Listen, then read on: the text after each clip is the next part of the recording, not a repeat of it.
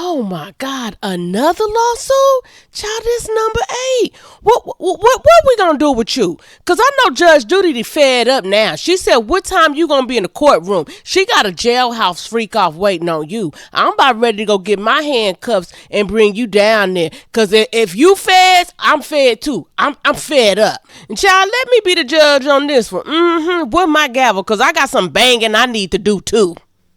A new Diddy accuser is suing him over multiple essays she claims started back in the 1990s after they met in New York City.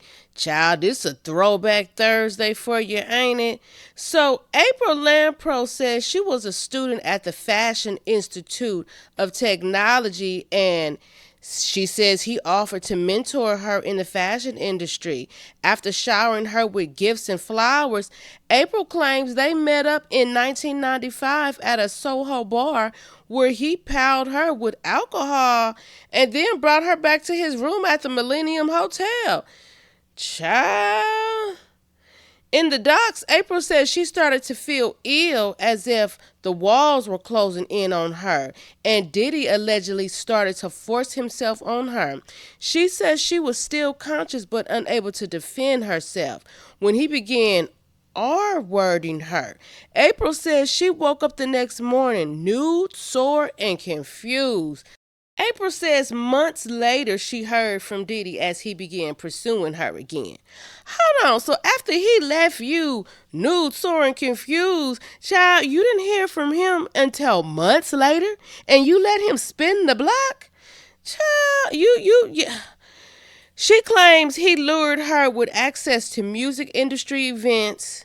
In the lawsuit, her attorney describes her as a hopeful yet naive college student and took Mr. Combs at his word and believed the first R wording was a possible mulligan and decided to give him a second chance. Yeah, the attorney had to clear that up because she was sounding very much naive, very much green. Like, girl, child, you was supposed to be calling the police after the first R wording, and I don't, child, that's neither here nor there at this point. So, she gave him a second chance. She claims they were on their way to dinner, walking to his car in a parking garage when he forced her to perform oral on him. April says a garage attendant saw them, but Diddy was unfazed. After the alleged incident, April says she rejected his continued invitations and he grew angry, calling her incessantly and threatening to blacklist her in the industry. Child, she claims he developed a mobster persona. Child, that is a monster persona. April claims there was an incident in 1996 when he ordered her to his apartment, and when she got there, she was introduced to Kim Porter. She claims he forced ecstasy down her throat and then demanded she have sex with Kim while he masturbated. What? Eventually, she alleges he R-worded her again. April says she finally broke things off in 1998, but then had a run-in with Kim at a restaurant, where April was working.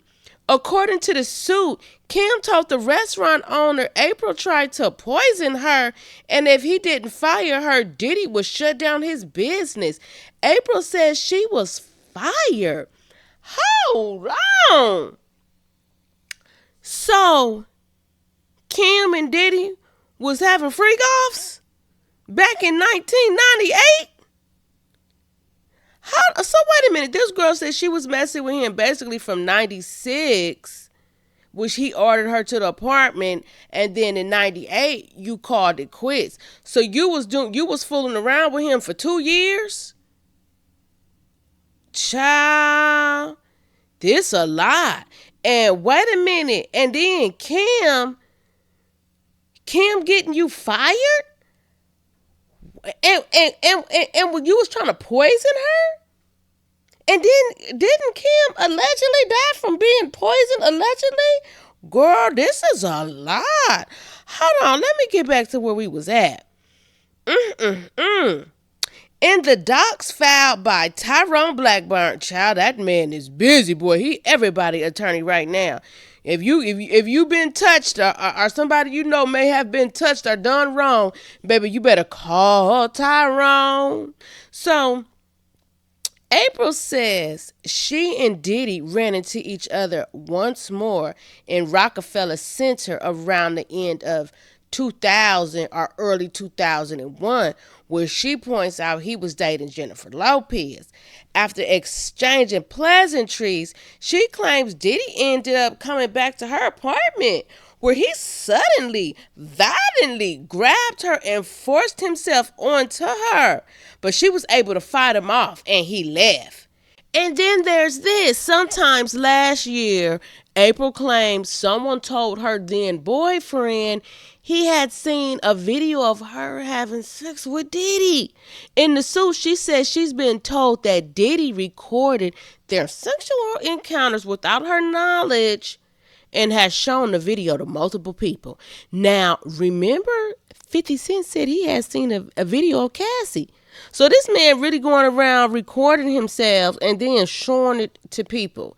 Child, you's a nasty, dirty demon dog. So she is suing Diddy for sexual assault, battery, and intentional infliction of emotional distress, but also lists Bad Boy Records, Arista, Sony Music as defendants, claiming they enabled him to commit the crimes.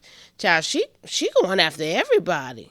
I guess we don't even need receipts anymore. She ain't got no video. She ain't got no cum encrusted jeans. Baby, all she got is blonde hair. And this the second white woman for Diddy in the last 2 days.